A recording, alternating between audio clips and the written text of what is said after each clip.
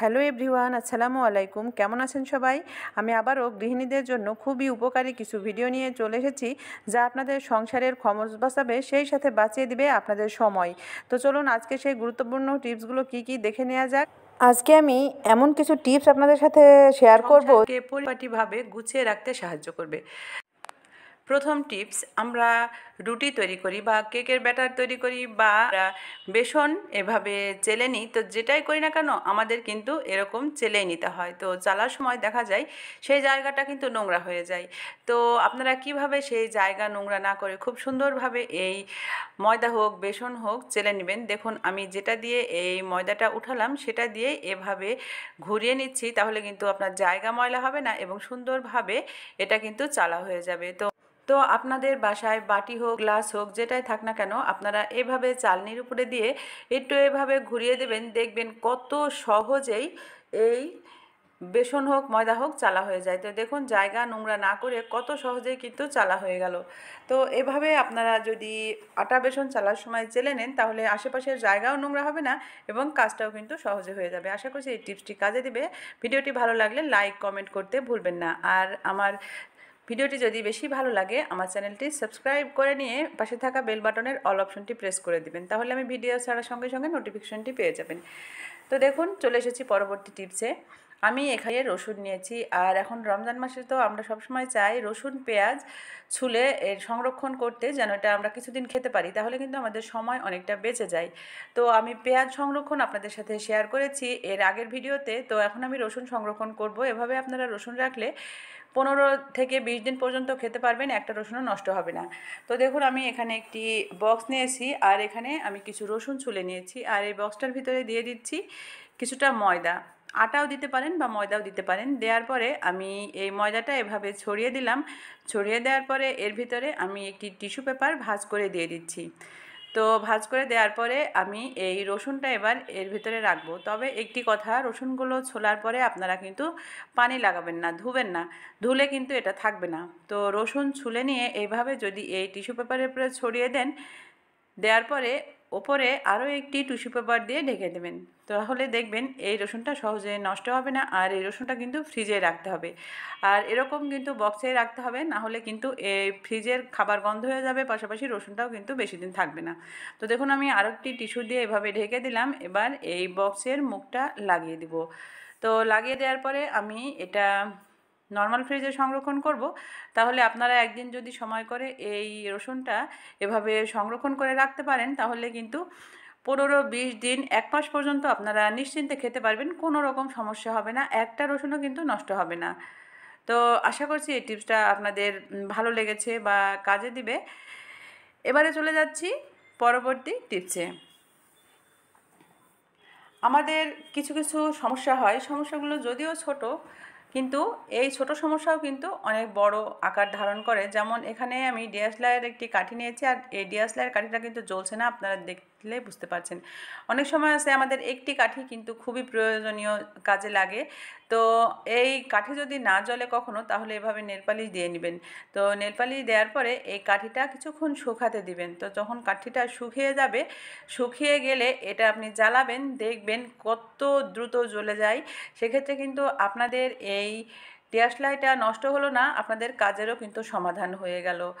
তো অনেক প্রয়োজনে আমাদের কিন্তু ডিএসএলআর লাগে, তাই যখন এরকম ডিএসএলআর নরম হয়ে যায়, তখন কিন্তু আপনারা এই টিপসটি ফলো করতে পারেন।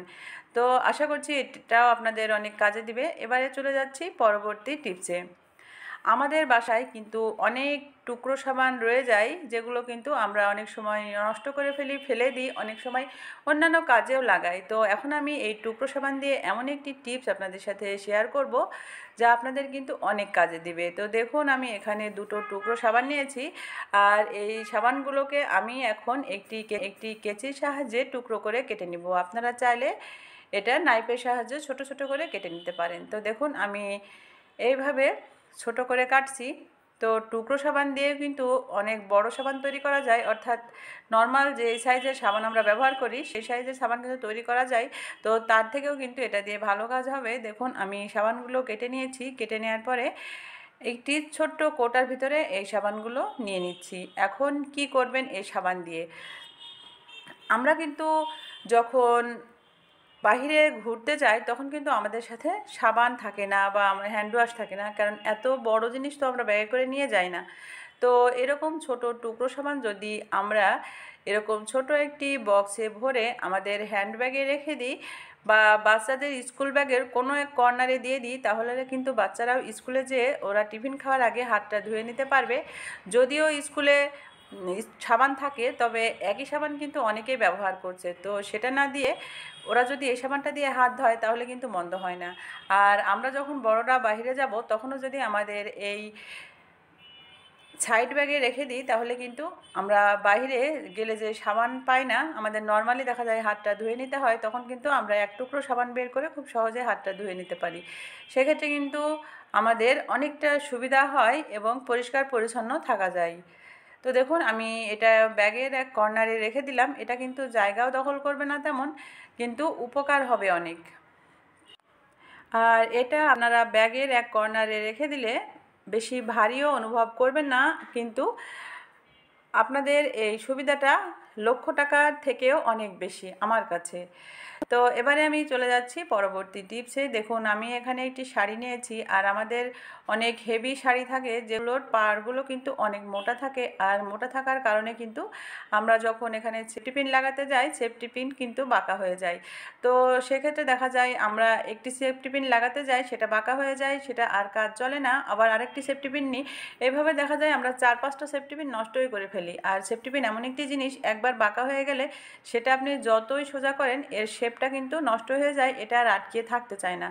তো এরকম সেফটি পিন যদি আপনারা কখনো এরকম মোটা পাড়যুক্ত শাড়িতে লাগাতে চান তাহলে একটি কাজ করে নেবেন, তাহলে কোনো রকম সেফটি পিনও নষ্ট হবে না, শাড়িরও ক্ষতি হবে না। তো দেখুন আমি এখানে একটি কাজ করব, সেটা হতে একটি সাবান নিয়ে নিয়েছি, আর সাবানের ভিতরে আমি কয়েকবার সেফটি পিনটা এভাবে দিয়ে দিচ্ছি, তাহলে এখানে সাবানে এই সেফটি পিনটা কিন্তু পিচ্ছিল হয়ে যাবে। তো পিচ্ছিল হয়ে গেলে খুব সহজেই কিন্তু এই পাড়ের ভিতরে এটা আমি গেঁথে দিতে পারবো, সেক্ষেত্রে কিন্তু আপনার শাড়িটাও নষ্ট হবে না এবং সেফটি পিনটাও কিন্তু বাঁকা হবে না, আপনার একটা জায়গায় 5টা সেফটি পিনও নষ্ট হবে না। তো দেখুন আমি এখানে দুটো পাড় একসাথে ধরে নিলাম, এটা দিয়ে এই সেফটি পিনটা লাগিয়ে দিচ্ছি, অনায়াসে কিন্তু লেগে গেল।